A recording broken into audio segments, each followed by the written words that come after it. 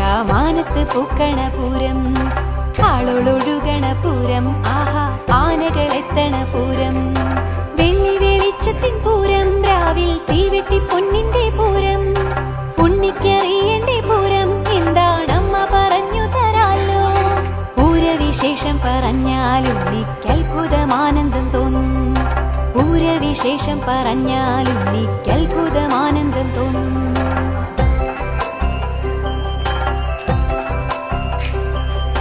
മേടത്തിലെ പൂരനാളിലാണീ നാടൻ പരക്കുന്ന പൂരം.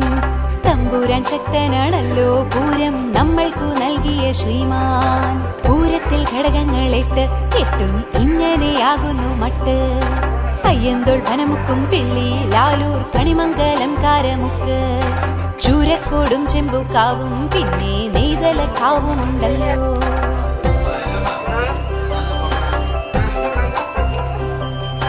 പൂരാനുവാദമാരാഞ്ഞ് ആദ്യം നെയ്തലക്കാവമ്മയെത്തും. ഗോപുരം തെക്കു തുറക്കും പിന്നെ കണിമംഗലം ശാസ്താവെത്തും.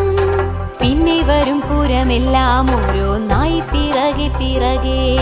പഞ്ചവാദ്യത്തിൻ തിമിർപ്പിൽ ഉണ്ണി കാണാം മഠത്തിൽ വരവ്. തിരുവമ്പാടി പൂരമാണേ ഉണ്ണി കണ്ടു കണ്ടാനന്ദം കൊള്ളാം.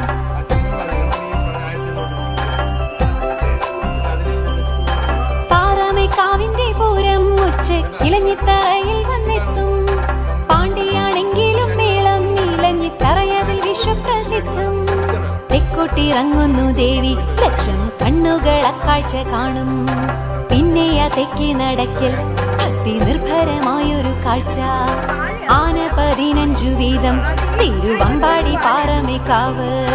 ദേവി മുഖാമുഖം നിന്ന് കൂടിക്കാഴ്ച നടത്തുന്ന പൂരം.